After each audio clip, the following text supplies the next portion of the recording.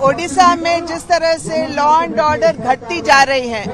उस विषय को लेकर भारतीय जनता पार्टी व्याकुल है और इसलिए धरना कर रही है।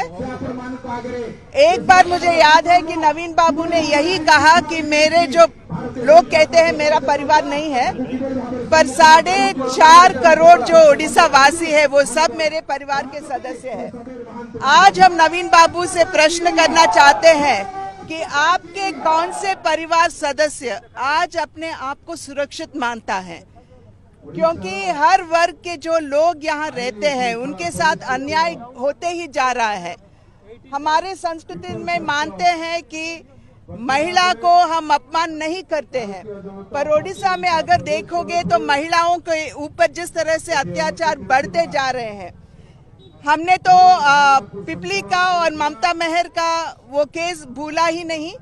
इतने में जो तीरतोल में हुआ, वहाँ का एक बीजेडी नेता का लड़का जो है एक महिला के साथ अन्याय किया, और वैसे ही केंझर में भी एक चुने हुए प्रजा प्रतिनिधि ने वहाँ के जो अफसर महिला है उनके साथ भी अपमानित तरीके से उन्होंने व्यवहार किया। और जब ये सभी जाते हैं पुलिस स्टेशन में एफआईआर दर्ज करने के लिए, तो एफआईआर दर्ज होता ही नहीं और हाई कोर्ट को हस्ताक्षेप करके डायरेक्शन देना पड़ता है कि आप एफआईआर दर्ज करो, और उसके बाद भी ठीक तरह से यहाँ एफआईआर दर्ज होता है पर ठीक तरह से यहाँ इन्वेस्टिगेशन होता ही नहीं। तो महिलाओं के साथ किस तरह से न्याय हो रहा है ये हम पूछना चाहते हैं। और वैसे ही जिस तरह से यहाँ मंत्री और चुने हुए प्रतिनिधियों की हत्या होती है, नवोदास का जिस तरह से हत्या हुआ हम सब भूले ही नहीं, और 19 दिन हो गए हैं और उस पर ठीक तरह से कार्रवाई होता ही नहीं। और यहाँ का शासन ये कहता है कि जिसने उनका हत्या किया वो पागल है।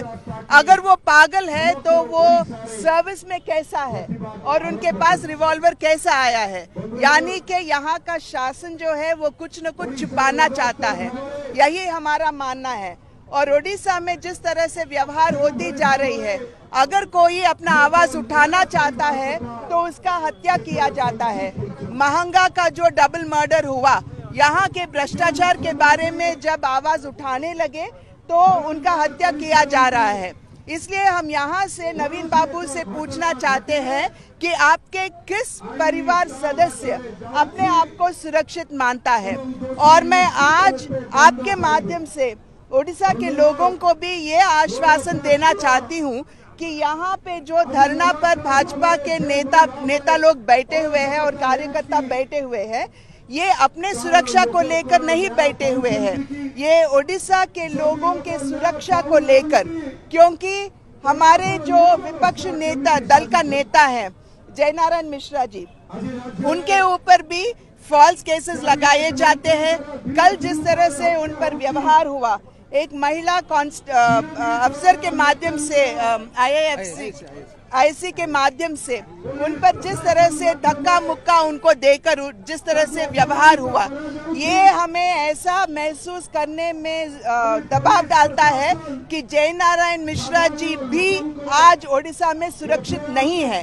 और शासन को जरूर जयनारायण मिश्रा जी को सिक्योरिटी देना है और उसकी सुरक्षा का पूरा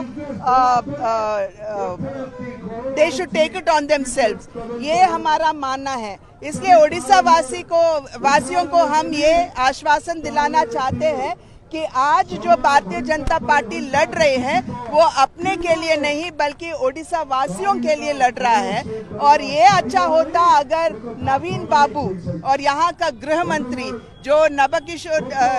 जी का हत्या हुआ था, अगर उसका they had taken the responsibility, उसका दायित्व अपने ऊपर लेना था, वो ऐसा कौन सा चीफ मिनिस्टर होगा पूरा देश में जो अपने मंत्री को सुरक्षा नहीं दे सकता है। इसका जवाब जरूर नवीन बाबू को ओडिया लोगों को देना है।